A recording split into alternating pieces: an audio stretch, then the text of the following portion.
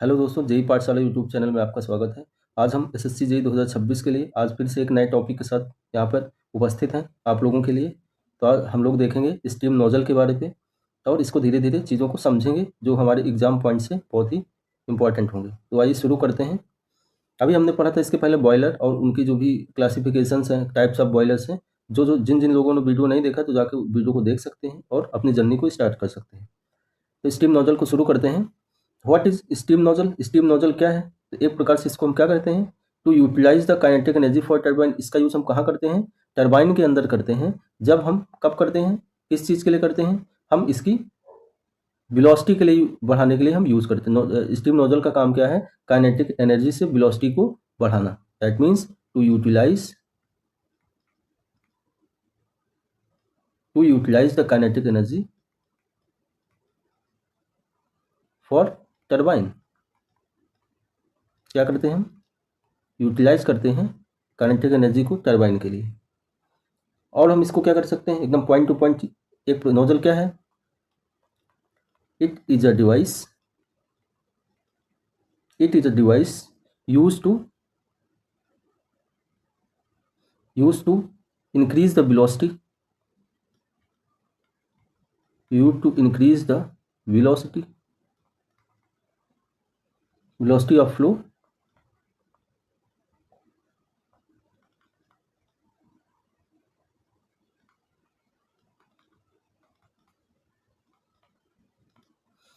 तो steam nozzle क्या होता है? It is a device use to increase the velocity of with drop in pressure. क्या करते हैं हम स्टीम नोजल के अंदर? वेलोसिटी को इंक्रीज करते हैं, प्रेशर को डिक्रीज करते हैं। That is steam nozzle. Steam nozzle कहाँ कैसे यूज होता है ये भी देख ले रहे हैं। तो क्या करते हैं हम? बॉयलर से हमारी कैसी स्टीम निकलती है? बॉयलर पे हमारी स्टीम जनरेट होती है, देन हम सुपर हीटेड स्टीम करके नोजल के थ्रू पास कराते हैं, जिसकी वजह से क्या होता है, यहाँ पे वेलोसिटी इंक्रीज होती है, प्रेशर डिक्रीज होता है, फिर हम टर्बाइन के अंदर एक्सपेंड करा देते हैं। This is the phenomena of nozzle. और क्या होता है? अब टाइप्स ऑफ नोजल क्या हुआ? ये तो हो गई नोजल की बात, यहाँ तक किसी कोई डाउट? अब क्या है types of nozzle? Types of nozzle क्या होता है? अब अभी तक हम बात करते थे कन्वर्जन, डाइवर्जन, इन सब चीज़ों के बारे में, और भी अगर आपने पढ़ा होगा तो नोजल हम कन्वर्जिंग यूज़ करते हैं, डाइवर्जन यूज़ करते हैं, इस प्रकार से यूज़ करते हैं। बट यहाँ पे क्या है, यहाँ पे तो हम फ्लो के बारे में बात करेंगे, कंप्रेसिबल फ्लो के बारे में। तो टाइप्स ऑफ फ्लूइड क्या किस पे डिपेंड करता है? वहाँ पे हम क्या करते हैं, फ्लूइड मैकेनिक्स के अंदर हम देखते हैं कि वहाँ पे जो डेंसिटी होती है वो अनचेंज होती है, बिकॉज वहाँ पे हम इनकम्प्रेसिबल फ्लो की बात करते हैं। बट यहाँ पे क्या है, यहाँ पे हम कंप्रेसिबल फ्लो की बात करते हैं। तो क्या हम यहाँ पे भी वही सेम चीज़ें हो जाएंगी? नहीं। तो यहाँ पे क्या चीज़ें होगी, यहाँ पे हम डिपेंडेंसी हो जाएगी हमारी, किस चीज़ की? Depend on compressible flow. Compressible flow पे डिपेंडेंसी हो जाएगी। तो हम सिंपल एक फार्मूले से ड्राइव करेंगे कि क्या होगी चीज़ें या कैसा हमारा नोजल बनेगा। फॉर्मूला क्या है? अब इसको ड्राइव नहीं करना, हमको सिर्फ एसएससी के पॉइंट ऑफ व्यू से चलना है, और यहाँ पे हमको पूरा डेरिवेशन नहीं करना है। D A upon A change in diameter upon क्या होता है इसका formula? Change in area upon area equal to change in volume upon volume equal to M square minus 1। M क्या है? M is a Mach number which D change in velocity, D A is change in cross sectional area. This is our formula.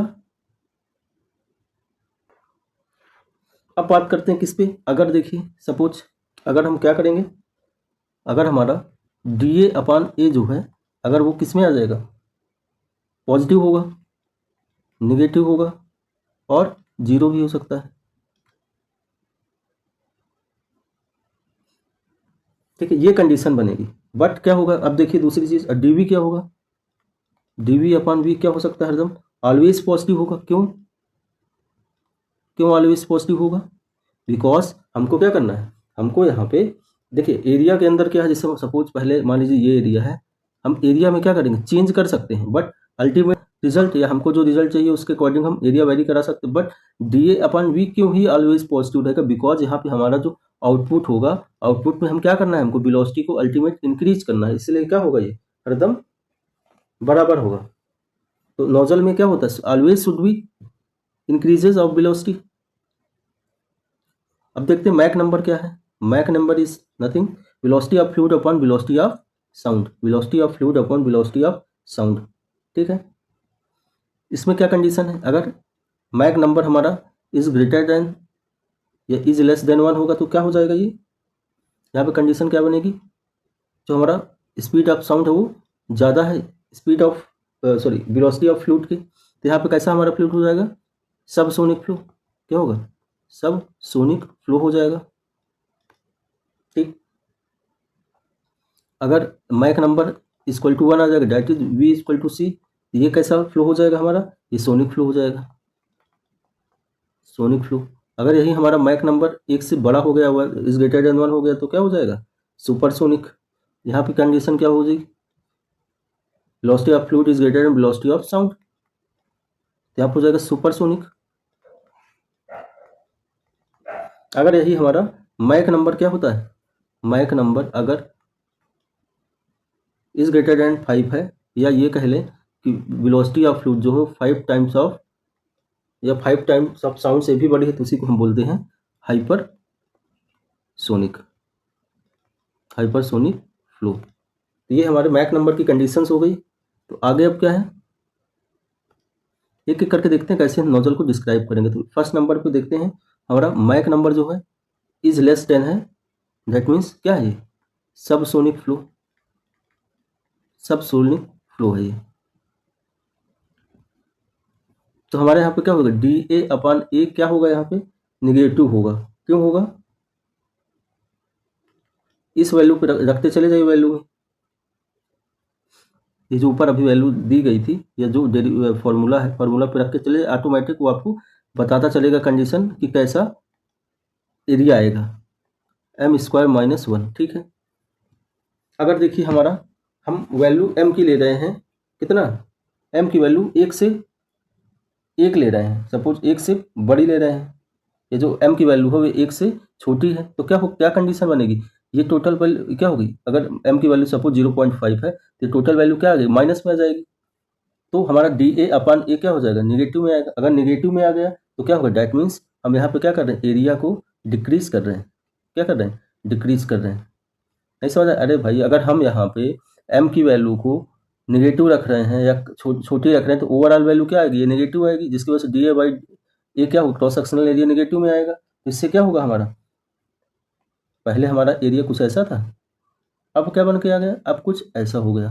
क्या कैसा बन गया हमारा, ये converging type का। कैसा बन गया, कन्वर्जिंग टाइप। ये क्या है हमारा, कन्वर्जिंग टाइप नोजल है। समझ आया? सेकंड नंबर ऐसे ही हम देखते हैं। तो सेकंड नंबर में क्या करेंगे हम, मैक नंबर को हम m इक्वल टू 1 रखेंगे, दैट इज सोनिक फ्लो को रखेंगे, सोनिक फ्लो। तो अब यहाँ पे देखिए क्या होगा, अगर m की वैल्यू 1 रखेंगे तो होल क्या होगा, 0 हो जाएगा, डी ए अपॉन ए क्या हो जाएगा, 0, that means no change in area.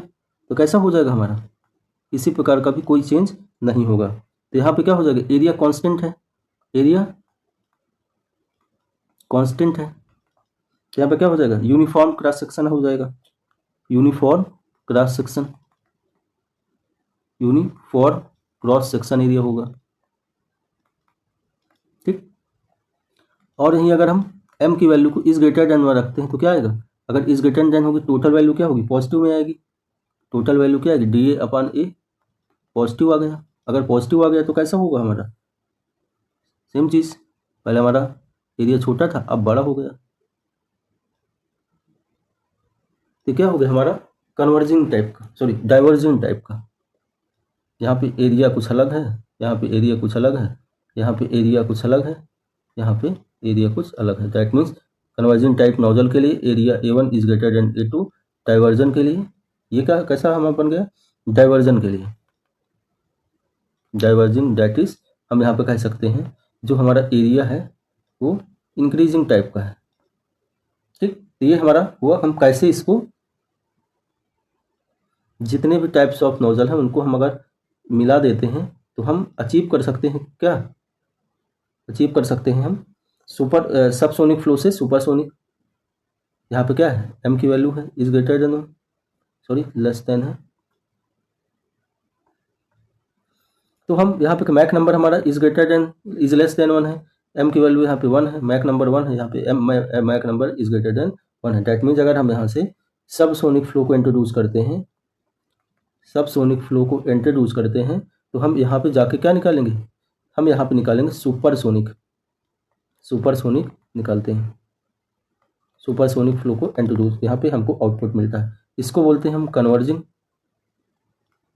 Converging, इसको बोलते हैं हम डाइवर्जिंग, और इसको बोलते हैं हम थ्रोट। हमारा nozzle and types of nozzle, हम कैसे इसको इंट्रोड्यूस करते हैं, types of nozzle. I hope आपको ये वीडियो पसंद आई होगी। अगर आपको पसंद आई तो आप वीडियो को लाइक करें, सब्सक्राइब करें, शेयर करें, अपने दोस्तों तक भेजें। धन्यवाद, थैंक यू।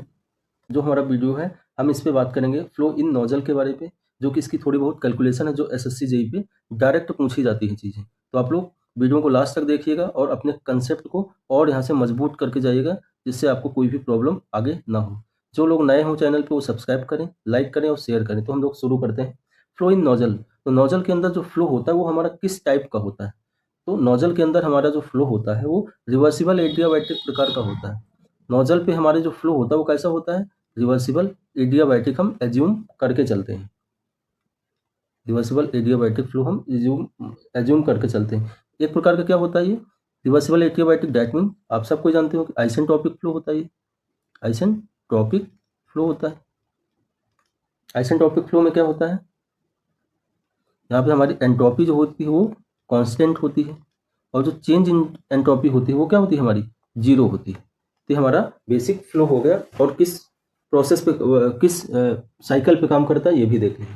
तो अब सपोज हम क्या करते हैं, ये हमारा एक किसी प्रकार का एक ही हमारा नोजल है, थोड़ी सी कैलकुलेशन है, देखते हैं इस फिगर पे थोड़ा सा प्रॉब्लम हो सकती है, तो आप लोग मैनेज कर लेंगे। इधर मान लीजिए ये हमारा प्रेशर इधर P1 है, इधर का P2 है, ये हमारा कोई टाइप्स ऑफ नोजल है जिसके बारे में हम बात कर रहे हैं। ठीक, तो देख लेते हैं थोड़ा सा हम एचएस डायग्राम के अंदर कहाँ पे ये हमारा क्या है, कन्वर्जिंग टाइप का है। तो हम एचएस डायग्राम के अंदर हम देख लेते हैं कैसे हमारा ये फ्लो होता है। देखिए पहले, फिर आगे चीजें सब क्लियर हो जाएंगी। Don't worry about, I am here.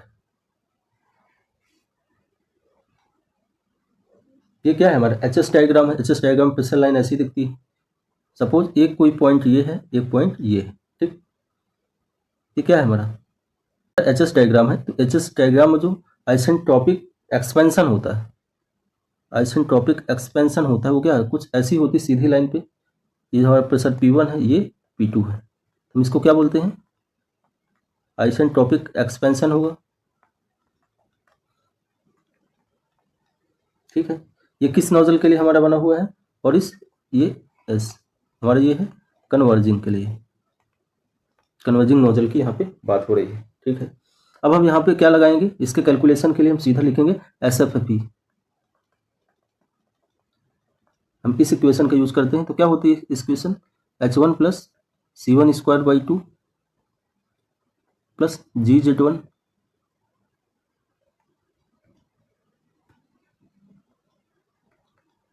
Plus Q equal to H2 plus C2 square by 2 plus G of Z2 plus W net. क्या होता है यहाँ पे, हीट तो कोई जा नहीं रहे, बिकॉज एडियाबैटिक है, वर्क कोई किसी प्रकार का हो नहीं रहा, जीरो हो जाएगा। किसी प्रकार का डेटम लाइन तो है नहीं, तो क्या बचा अब इधर से H1 ये और ये। तो ठीक है, हम इसको डायरेक्ट लिख सकते हैं। क्या लिख सकते हैं, C2 को ले जाइए, हमको क्या निकालना है, अल्टीमेट हमको एग्जिट वेलोसिटी निकालनी है। तो C2 square by 2 equal to क्या हो जाएगा, C1 का स्क्वायर बाई 2 प्लस ये H1 इधर आ जाएगा, H2 माइनस का H2 आ गया। ठीक, अब आगे इसको फर्दर अगर हम जब सॉल्व करते हैं तो क्या आएगा, C2 की वैल्यू क्या आती है, अंडर रूट में C1 का square plus 2 of H1 minus H2। ये हमारी आ गई एग्जिट वेलोसिटी ऑफ नोजल। क्या आ गई हमारी, एग्जिट वेलोसिटी ऑफ नोजल आ गई। ये हमारा जो यहाँ पे हमारी एग्जिट वेलोसिटी ऑफ नोजल है, C2 is greater then to C1। हम यहाँ पे क्या करते हैं, इफ हम इसको नेग्लेक्ट कर दे रहे हैं, इफ नेग्लेक्ट C1 को अगर नेग्लेक्ट कर रहे हैं तो क्या हो जाएगा, हमारे यहाँ पे C2 is under root 2 H1 minus H2। Basically क्या हो जाएगा, ये एक प्रकार से हमारा क्या है, एंथैल्पी ड्रॉप है। क्या है, एंथैल्पी ड्रॉप इसमें होता है ये। इसको हम बोलते हैं HD, एंथैल्पी ड्रॉप। इसकी जो यूनिट होती है, यूनिट क्या होती है, किलो जूल पर केजी। क्या होती है, किलो जूल पर केजी होती है। C2 हमारा क्या हो गया, एग्जिट वेलोसिटी ऑफ नोजल हो गया। C2 हमारा क्या हो गया, एग्जिट वेलोसिटी ऑफ नोजल हो जाता है। ठीक है, अब इसको हम मीटर पर सेकेंड में जब लिखेंगे तो क्या करते हैं, हम इसको चेंज कर लेते हैं। कैसे चेंज करते हैं, C2 equal to √2 multiplied 1000 and del H कर सकते हैं, कोई दिक्कत नहीं। ये हम S2 माइनस H1 कर सकते हैं। तो हम इसको जब सॉल्व आउट करते हैं तो क्या आता है, C2 इक्वल टू 44.72 √HD।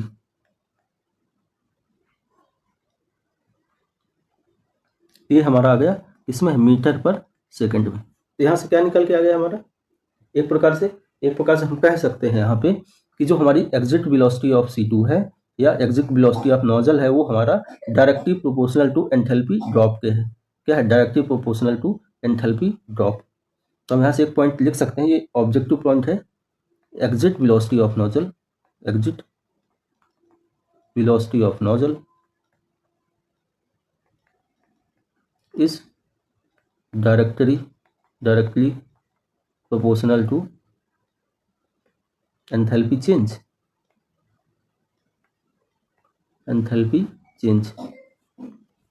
अब आगे बात करते हैं फर्दर बात करते हैं डिस्चार्ज थ्रॉट नोजल के बारे में। कैसे डिस्चार्ज की बात करते हैं, जब discharge throat an isentropic nozzle.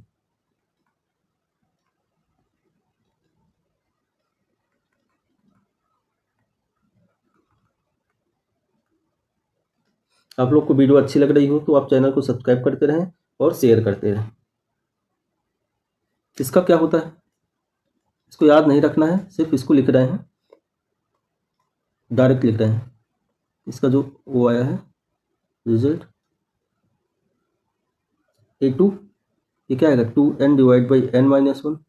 ठीक, P1 upon V1 specific volume है, और क्या आएगा P2 अपॉन P1 के पावर 2/n माइनस का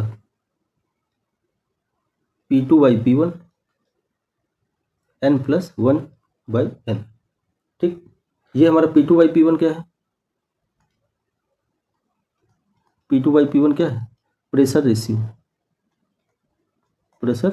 रेशियो। ठीक, P2/P1 इज प्रेशर रेशियो। अब हमारी कंडीशन क्या है, मैक्सिमम डिस्चार्ज की।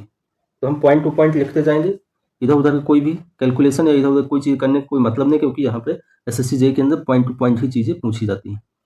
तो अब कंडीशन फॉर मैक्सिमम डिस्चार्ज, मतलब कि किस कंडीशन पे हमारा मैक्सिमम डिस्चार्ज होगा या किस क्रिटिकल प्रेसियो। तो हम अब आगे देखते हैं कंडीशन फॉर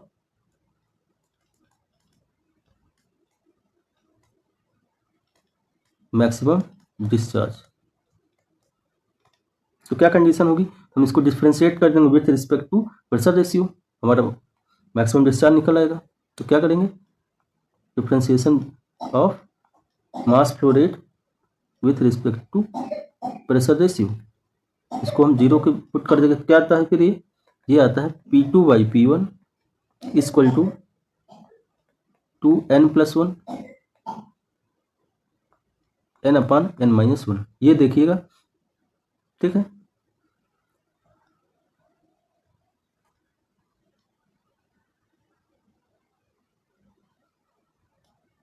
तो इसको पुट करते हैं तो क्या आता है हमारा मैक्सिमम डिस्चार्ज। तो मैक्सिमम डिस्चार्ज कितना आ गया, दूसरे कलर से लिखे लेना इसको। मैक्सिमम डिस्चार्ज क्या आ गया हमारा, अंडर रूट ये √2n/n+1 multiplied P1 by specific volume 2/n+1 की पावर 2n-1, ये आ गया हमारा मैक्सिमम डिस्चार्ज का फॉर्मूला। यही हमारा एग्जाम पे आ जाता है, तो आप लोग फार्मूला देखते चलिएगा। एक चीज़ और यहाँ से बची है, मैक्सिमम एग्जिट वेलोसिटी। फिर क्या आ जाएगी, जब मैक्सिमम डिस्चार्ज ये आ गया तो मैक्सिमम एग्जिट वेलोसिटी क्या हो, मैक्सिमम एग्जिट वेलोसिटी आ जाती है हमारी C2 = √2n/n+1 P1 P1। ठीक, ये हमारे फार्मूले हैं जो कि बहुत इंपॉर्टेंट है, आप इनको देख। आई होप आप लोग को वीडियो पसंद आई होगी, तो आप लोग चैनल को सब्सक्राइब करिए, लाइक करिए, शेयर करते रहिए। ऐसे कॉन्सेप्चुअल वीडियो के लिए हम हमारे यूट्यूब चैनल से आप जुड़ सकते हैं। धन्यवाद। हेलो दोस्तों, जे पाठशाला यूट्यूब चैनल में आपका स्वागत है। और हम इस समय पे 10 मिनट के कॉन्सेप्चुअल वीडियो की सीरीज चल रही है हमारे यहाँ पे। तो यहाँ पर नोजल के लिए, नोजल का लास्ट टॉपिक है अप्रॉक्स। हम आज बात करेंगे नोजल के लिए, नोजल की चोकिंग के बारे में बात करेंगे, क्या होती है चोकिंग। तो आप लोग बहुत ही ध्यानपूर्वक देखें, क्योंकि यहाँ बच्चे बहुत ज़्यादा कंफ्यूज हो जाते हैं चीज़ों को लेके। तो आप लोग अपने कन्फ्यूजन को यहाँ से एकदम से दूर कर लीजिए। तो साथ ही साथ जो लोग चैनल में नए हैं या जो चैनल सब्सक्राइब नहीं किए हैं, वो चैनल को सब्सक्राइब करते रहें, लाइक करते रहें, क्योंकि यही हमारा एक मोटिवेशन है। तो हम आइए देखते हैं फर्दर क्या है सिग्निफिकेंस ऑफ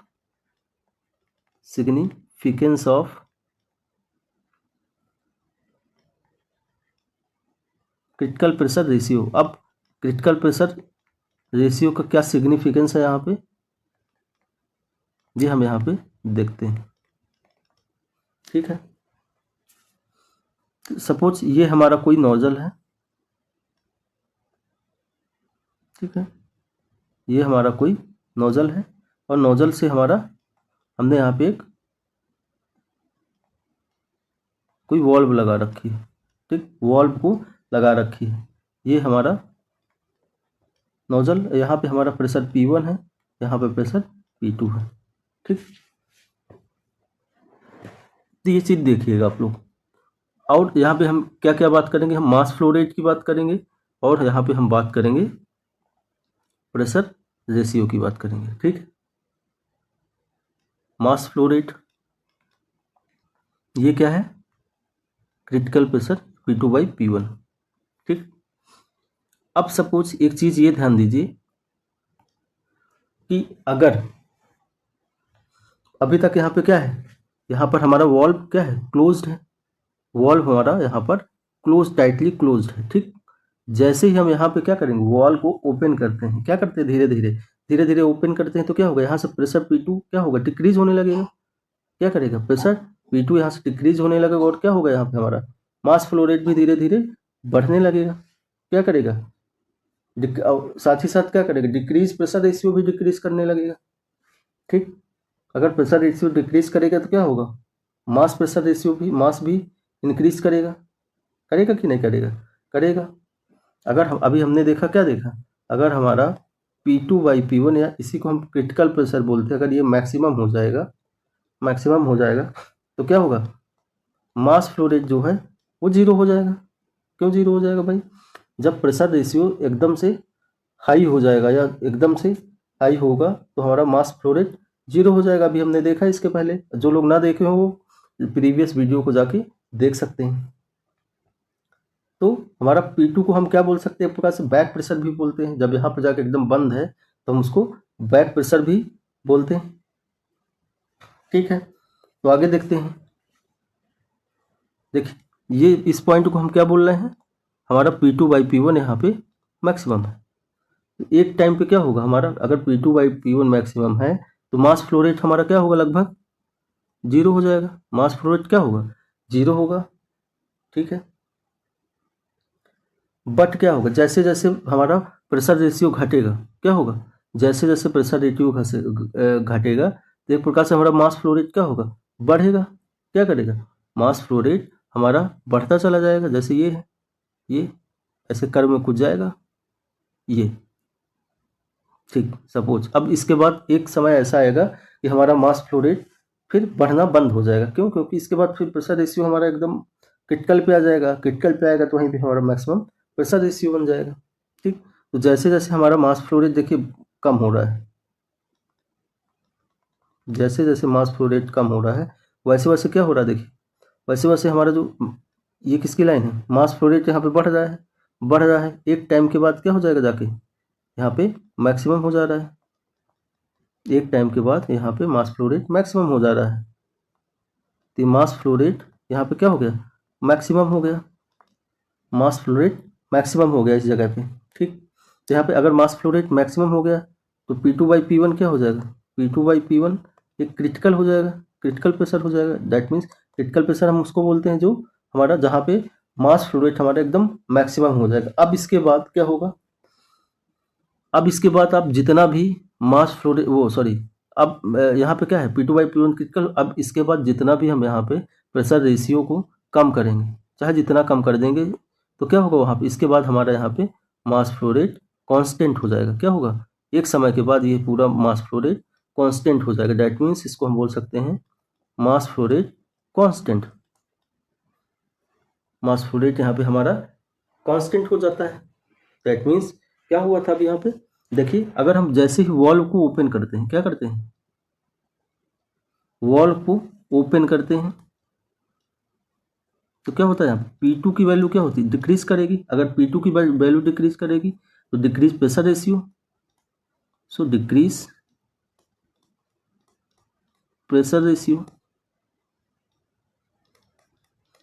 अगर प्रेशर रेशियो डिक्रीज कर रहा है तो क्या होगा, ऑब्वियस सी बात है, मास फ्लो रेट इंक्रीज करेगा। क्या करेगा, मास फ्लो रेट हमारा इंक्रीज करेगा। अगर मास फ्लो रेट तो कहाँ तक करेगा, ये भी नहीं कि एकदम करता ही चला जाएगा, नहीं। तो क्या होगा, एक हमारा क्रिटिकल रेशियो पे या क्रिटिकल प्रेशर रेशियो पे आके मास फ्लो रेट हमारा मैक्सिमम हो जाता है। इसके बाद हम चाहे जितना क्रिटिकल रेशियो को वो करें, बढ़ाते रहें, कोई भी फर्क नहीं पड़ता है। अब क्या है, अगर वेयर, अब यहाँ पे अब इन पॉइंट को ध्यान रखिएगा, where mass flow rate, where mass flow rate and exit velocity, mass flow rate and exit velocity don't change. अब दोनों चीजें चेंज नहीं हो रही हैं, डोंट चेंज। उस मतलब एक समय के बाद मास flow rate and exit velocity हमारी चेंज नहीं हो रही है। कब, after the decreasing pressure ratio, after further decreasing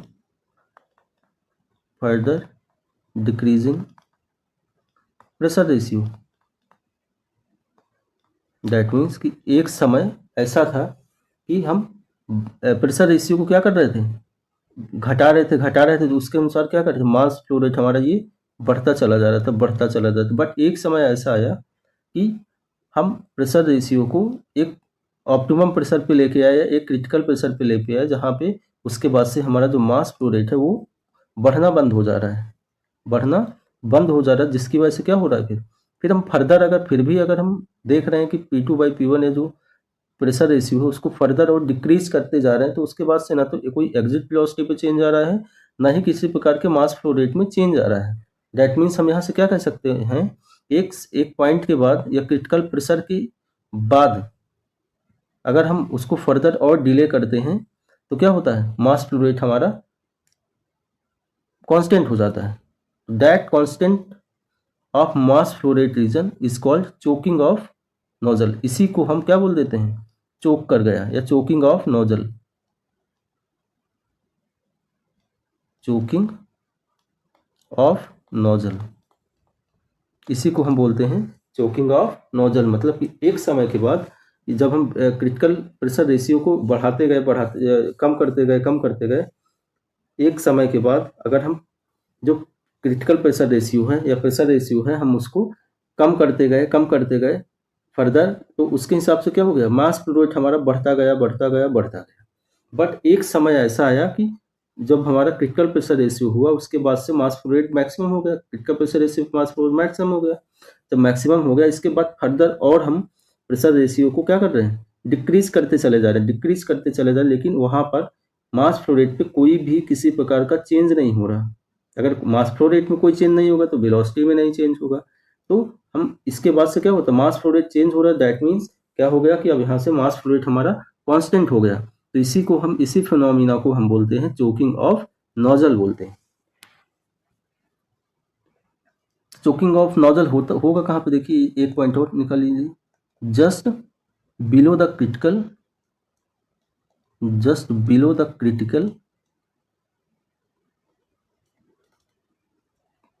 critical pressure should choking।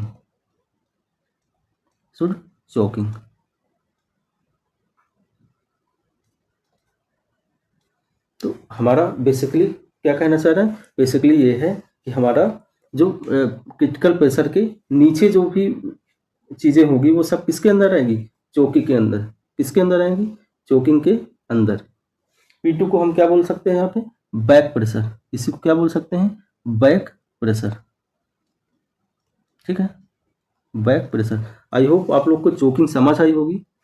तो आप लोग हमारे साथ ऐसे ही जुड़कर अपने कॉन्सेप्ट को क्लियर करते रहें और वीडियो को लाइक करते रहें, चैनल को सब्सक्राइब करते रहें। जय हिंद, जय भारत।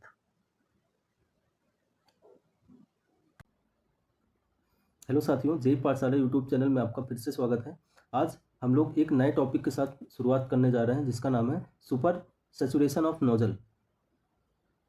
हम जेई 2026 का टारगेट लेकर चल रहे हैं। जो लोग नए लोग हैं या जो भी एसएससी जेई की तैयारी में लगे हुए हों मैकेनिकल टेक्निकल के लिए, आप इस यूट्यूब चैनल को फॉलो कर सकते हैं। आपको यहाँ पे पॉइंट टू पॉइंट चीज़ें, एग्जाम ओरिएंटेड चीज़ें और डेप्थ में चीज़ें पढ़ाई जाएंगी विथ कॉन्सेप्ट। तो आइए आज हम लोग शुरू करते हैं सुपर सैचुरेशन ऑफ नोजल को। तो हम सुपर सैचुरेशन का मतलब क्या है, सुपर सैचुरेशन का मतलब है कि जब हमारा नोजल हाई प्रेशर स्टीम जब हमारे नोजल से पास होती है, जाती है टरबाइन के अंदर, तो टरबाइन के अंदर क्या होता है, टरबाइन में जैसे ही इंटर करती है तो वो क्या करती है, एक समय के बाद वहाँ पे एक्सपेंड करना शुरू हो। जब एक्सपेंशन होगा तभी जाकर टरबाइन चलेगी। तो क्या होता है कि वहाँ पे जो एक्सपेंशन होता है, एक्सपेंशन के बाद जो स्टीम जब कंडेंस होने लगती है, तो कंडेंस कब होती है, जब वहाँ पे कंडेंसेशन में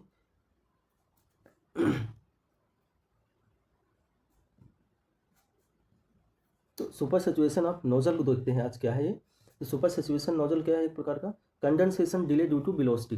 क्या कह सकते हैं हम कि जब स्टीम के अंदर या स्टीम हमारी जब टरबाइन के अंदर एक्सपैंड होती है, तो एक्सपेंशन में जो कमी होती है या एक्सपेंशन में जो डिले होता है, या कह सकते हैं कंडेंसेशन में जो डिले होता है हमारा, उसी को हम बोलते हैं सुपर सैचुरेशन ऑफ नोजल। तो आइए हम इसको ग्राफ की मदद से समझते हैं, तब ज़्यादा क्लियर होगा।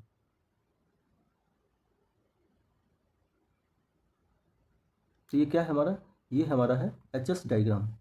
क्या है HS डायग्राम। तो HS डायग्राम में कैसे हमारी लाइंस होती हैं, लाइंस अप्रॉक्स ऐसे होती है। सपोज, रुकिए गलत बन गई।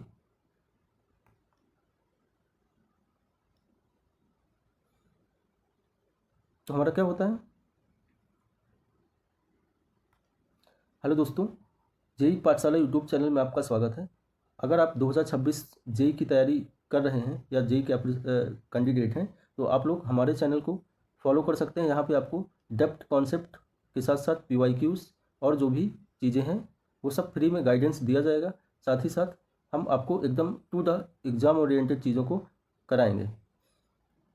तो हम आज देखते हैं सुपर सैचुरेशन ऑफ नोजल को देखते हैं। तो सुपर सैचुरेशन ऑफ नोजल क्या होता है, जब हमारी हाई प्रेशर स्टीम जब हमारी नोजल से पास होती है, टरबाइन पे जाती है, तो टरबाइन में हमारी क्या होती है, एक्सपैंड करना शुरू होती है। एक्सपेंशन के बाद जब स्टीम वहाँ पे कंडेंस होने लगती है, तो कंडेंसेशन में जो डिले होता है उसी को हम सुपर सैचुरेशन ऑफ नोजल बोलते हैं। तो सुपर सैचुरेशन ऑफ नोजल क्या बोलते हैं, condensation delay due to velocity. तो हम इसको ग्राफ से समझते हैं क्या है, ग्राफ से देखते हैं। तो HS डायग्राम के अंदर क्या है, ये हमारा कुछ ऐसे ग्राफ होता है। ठीक है, ये हमारा क्या है, टोटल BR रीजन है या वेट रीजन कह सकते हैं। हमारी जो स्टीम आती है, स्टीम हमारी कहाँ से आती है, हमारी स्टीम जाती है, ये हमारा क्या है, कौन सा स्टेट है, ये हमारा है सुपर हीटेड स्टेट। वाली जो .1 है, तो .1 से जब हमारी स्टीम टरबाइन के अंदर एक्सपेंड करती है, क्या करती है, एक्सपेंशन स्टार्ट करती है, तो क्या होता है, ये ऐसे हमारा एक्सपेंड करते करते करते कहाँ जाती है, नीचे आती है। बट सुपर हीटेड स्टीम है ये, सुपर हीटेड स्टीम, तो एक पॉइंट पे आके यहाँ पे क्या है, ये यहाँ से क्या होता है, वेट रीजन में एंटर करती है, या यहाँ से कह सकते हैं कि हम कंडेंसेशन स्टार्ट हो जाता है। क्या हो जाता है, कंडेंसेशन स्टार्ट हो जाता है।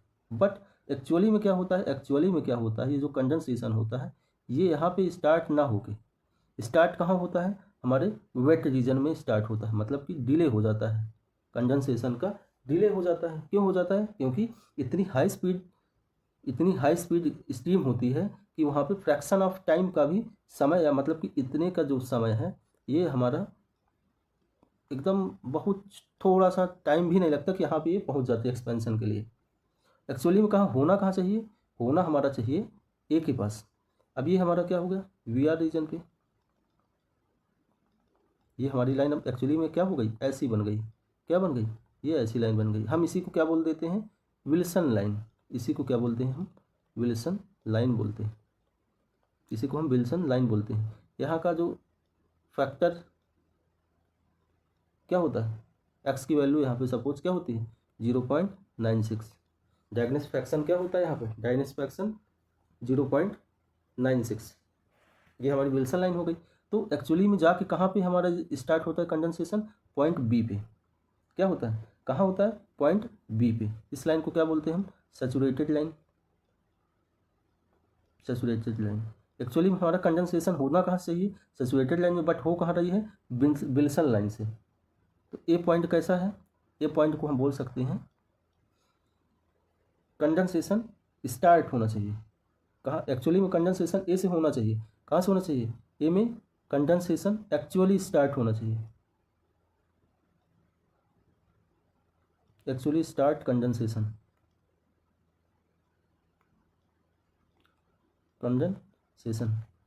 बट पॉइंट बी क्या है, पॉइंट बी हमारा है, बट एक्चुअली मतलब प्रैक्टिकली कहाँ से हो रहा है, practically start condensation. But practically कहाँ से स्टार्ट हो रहा है हमारा, पॉइंट बी से। जो ए से बी है, इतने से इतने में जाने में हमको फ्रैक्शन भर का समय भी नहीं लगता है, यहाँ पहुँच जाती है। क्यों, क्योंकि हाई स्टीम हमारी नोजल से निकलती है, जिसकी वेलोसिटी ही बहुत ज़्यादा होती है। तो सैचुरेशन क्या हो गया, एक प्रकार से condensation delay due to velocity, delay due to velocity. थोड़ा सा और चीज़ें देखते हैं। ये हमारा कन्वर्जिंग डाइवर्जन नोजल है, ये हमारा थ्रोट है, ये हमारा क्या है, डाइवर्जन सेक्शन। एक्चुअली में सुपर हीटेड स्टीम यहाँ से पास होती है, और हमारा कहीं पे पॉइंट ए कहाँ पे आता है, पॉइंट ए हमारा थ्रोट पे आता है। मतलब यहाँ से हमारा एक्चुअली में कंडेंसेशन स्टार्ट होना था, बट हो कहाँ रहा है, एक्चुअली पे हो रहा है हमारा पॉइंट बी के आसपास। पॉइंट बी के आसपास हमारा कंडेंसेशन स्टार्ट हो रहा है। मतलब कि ए से बी जो है, this is point is delay condensation point. Delay का एक से बी के बीच में क्या हो रहा है, इसका मतलब क्या है, कंडेंसेशन डिले हो रहा है। ठीक है,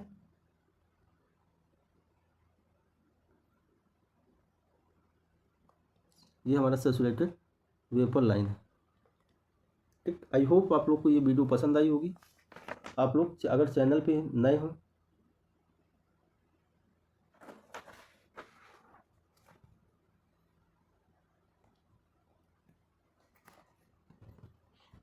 अब हम देखते हैं इसका effect of saturation, super saturation of nozzle. इसका इफेक्ट क्या पड़ता है, इफेक्ट ऑफ सुपर सैचुरेशन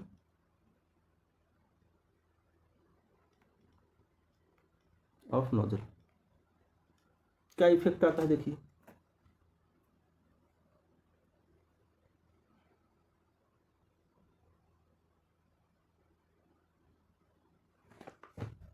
एक एक करके देखते हैं। एचएस डायग्राम पे,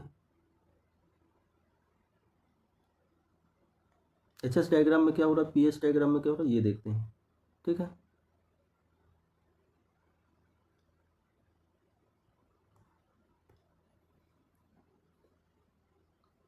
तो ये क्या पॉइंट हमारा, प्रेशर पॉइंट P1 है। यहाँ से हमारी स्टीम क्या कर रही है, इंटर कर रही है टरबाइन के अंदर। और जैसे ही हमारा पॉइंट ए के पास आती है, ए पॉइंट क्या है हमारा, एक्चुअली में हमारा क्या हो, यहाँ से स्ट्रिप कंडेंसेट हो रही है, बट हो क्या रहा है, हो यहाँ से रही है। ठीक है, समझते जाइएगा। और 2 पे जाके हमारी फुले कंडेंसेट हो जाती है। 2 हमारा क्या हो गया यहाँ पे, ये P2 प्रेशर लाइन हो गई, और ये हमारा कोई PA प्रेशर लाइन हो गई। ठीक है,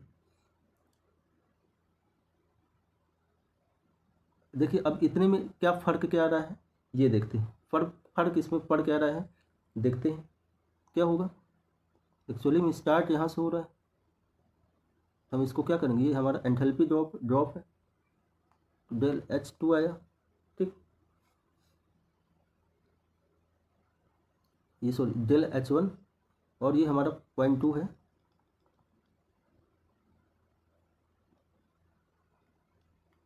इसको हम बोल सकते हैं डेल H1 बोल सकते हैं। ठीक, हम इसको मेटा स्टेबल बोल सकते हैं।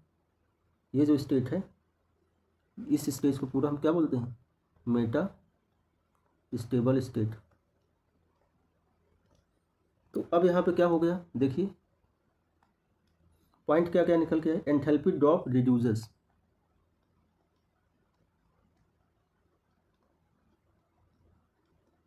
एंथैल्पी ड्रॉप क्या हो गया, रिड्यूस हो गया,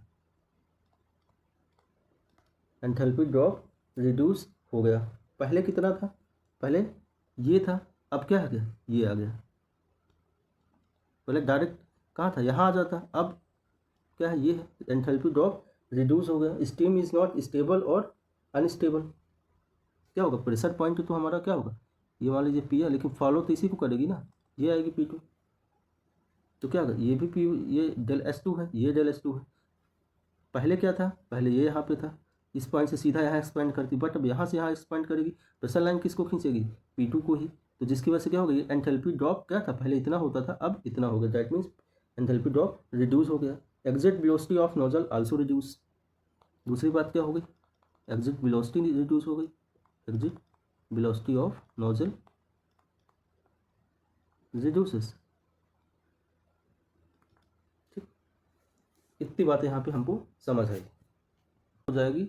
जब हम इसको हम PV डायग्राम के अंदर देखते हैं, तो PV डायग्राम में जब देखते हैं तो इसमें क्या होता है, स्पेसिफिक वॉल्यूम क्या होता है, हमारा जो मेन पॉइंट है, स्पेसिफिक वॉल्यूम हमारा क्या होता है, रिड्यूस होता है। साथ ही साथ क्या होता है, रो बढ़ता है, डेंसिटी बढ़ती है, जिसकी वजह से क्या होता है, मास फ्लो रेट हमारा बढ़ता है, कितना, 2 to 5%। इसलिए हम क्या बोलते हैं, सुपर सैचुरेटेड नोजल के अंदर स्पेसिफिक वॉल्यूम रिड्यूस हो जाता है और मास फ्लो बढ़ता है। किस कंडीशन पे बढ़ता है, यहाँ बढ़ता है। तो आई होप आप लोग को आई होप आप लोग को ये वीडियो पसंद आई होगी। तो आप लोग चैनल को सब्सक्राइब करिए, लाइक करिए और शेयर करते रहें। धन्यवाद, आप हमारे चैनल से जुड़िए।